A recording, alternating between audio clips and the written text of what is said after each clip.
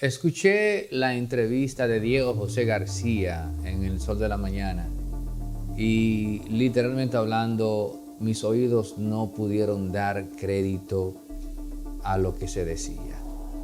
Este señor era el candidato del PLD a las elecciones del Colegio de Abogados de República Dominicana, el CAR, como se le conoce, que fue protagonista de una noticia,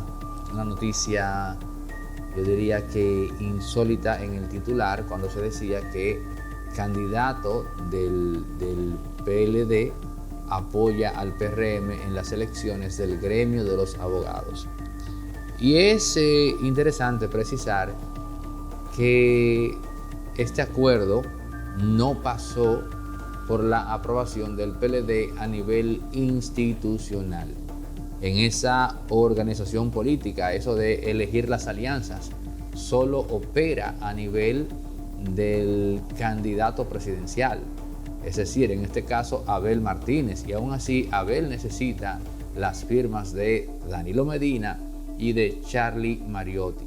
La razón, de hecho, por la que se dio tanta presión a Charlie Mariotti y a Danilo por el tema de las alianzas era porque precisamente se sabía que a nivel burocrático se necesitaba las firmas de ellos dos, cosa que finalmente terminó ocurriendo, amén de las declaraciones contraproducentes que de cuando en vez hacen o Danilo Medina o Charlie Mariotti. Entonces, él de manera unilateral, se le acusa de esto, decidió hacer este acuerdo con el PRM y su candidato Johan López, que es de la corriente de Hipólito Mejía. Ese dato es súper interesante a mantenerlo en cuenta por aquello del binomio que se establece de Danilo Hipólito y de cómo ambos se benefician políticamente de quebrantar la alianza Fuerza del Pueblo, Partido de la Liberación Dominicana. Entonces, él mismo admitió en esa entrevista en El Sol de la Mañana haber recibido 4 millones de pesos de 5 que se le prometieron.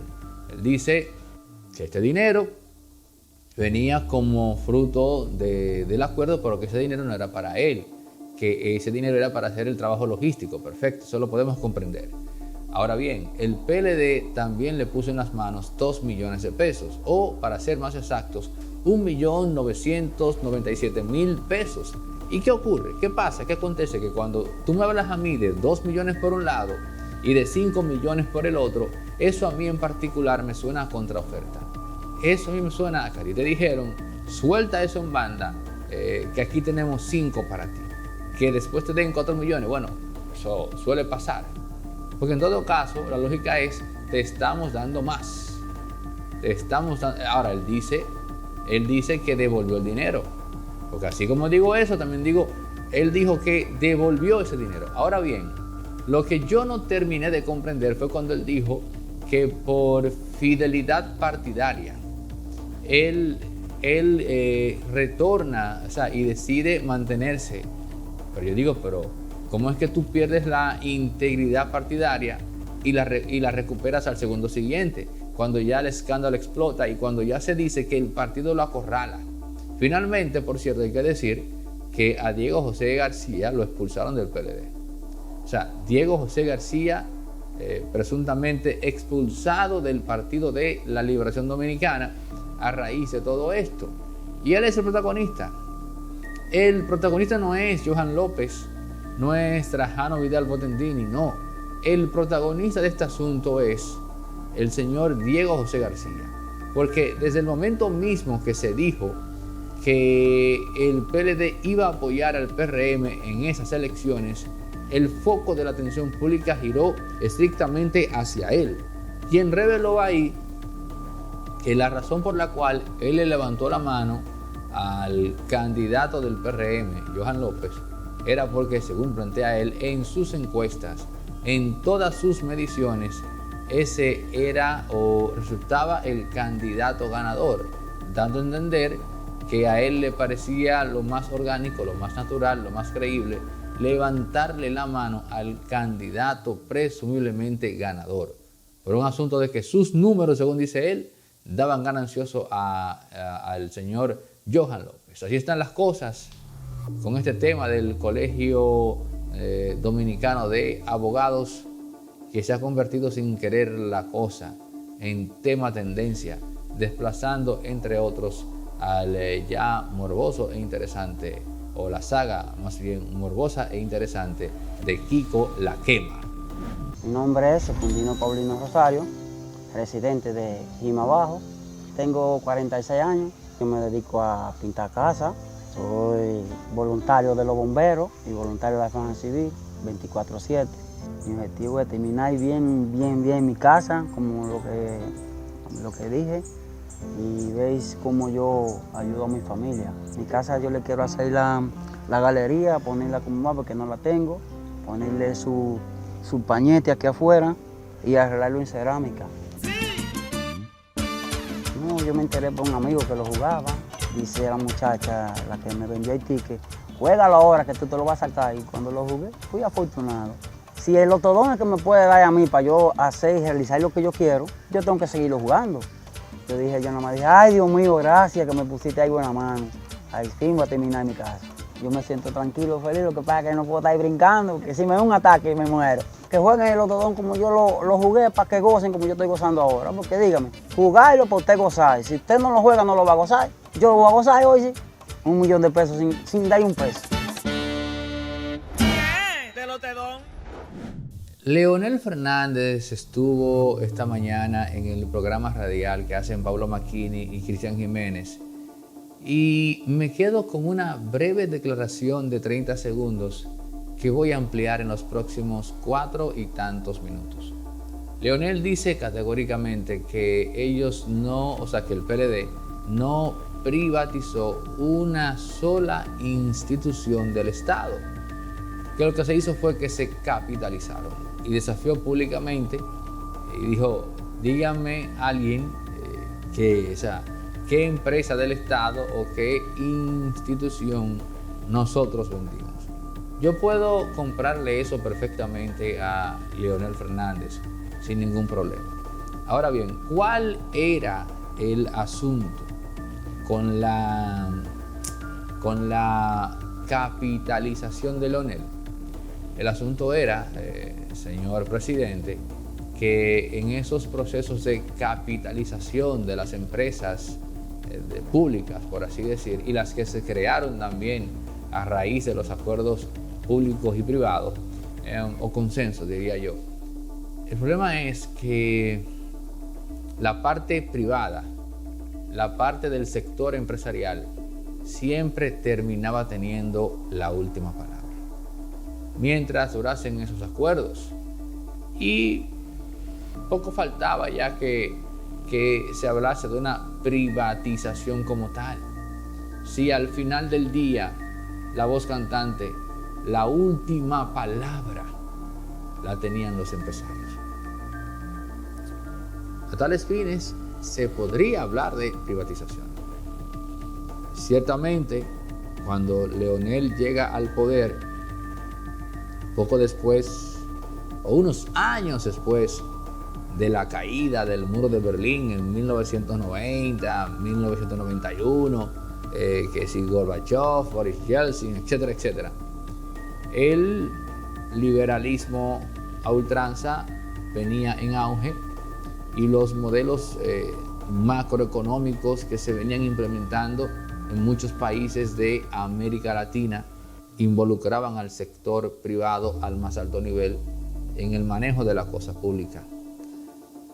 Yo no sé si Leonel en aquel entonces fue presionado para privatizar empresas y fue él quien decidió buscar un término medio llamado capitalización, que le permitía a Leonel conservar cierto poder político y al mismo tiempo a su vez le permitía no entrar en contradicción con su marco ideológico, que en aquel entonces era socialista. No sé ahora, porque el cerebro humano evoluciona, las mentes evolucionan. No sé en qué marco de referencia esté Leonel hoy día, pero bueno, entonces señores, Leonel Fernández se va a término medio y permite la presencia del sector privado en las instituciones o empresas públicas a través del marco de la capitalización. Él tiene razón en eso. Pero lo que nosotros tenemos que criticar aquí es ese nivel, ese peso de influencia, de injerencia del sector privado en las cosas públicas. Miren, que lo digo por un asunto de que lo escucho y reacciono, pero ustedes saben que yo no soy socialista, no soy amigo de la presencia del Estado en las cosas, no, pero cuando él dice eso, que no fue privatización, sino que fue capitalización, uno dice, caramba, pero espérate, ciertamente, pero no se entregó, pero era como que si el sector privado pudiese decidir más que el propio Estado sobre esos bienes. Y ahí es donde debe residir, ahí es donde debe caer en verdad la crítica. Sabemos que en aquel entonces, primer gobierno, Leonel necesitaba dólares y que una forma rápida y sencilla de conseguir esos dólares era precisamente permitiéndole al sector privado entrar al gobierno, pero también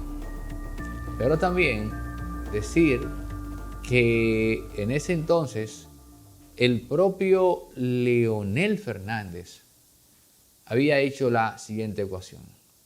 Si nos embarcamos en un proceso de modernización del Estado, vamos a requerir dinero. Dinero que tiene que ser captado a través de préstamos que a su vez significan nuevos impuestos. ¿Por qué digo esto? Porque la capitalización fue una forma de conseguir dinero rápido para modernizar el Estado sin necesariamente tener que cargar a la ciudadanía a través de impuestos devenidos de compromisos crediticios con organismos multilaterales.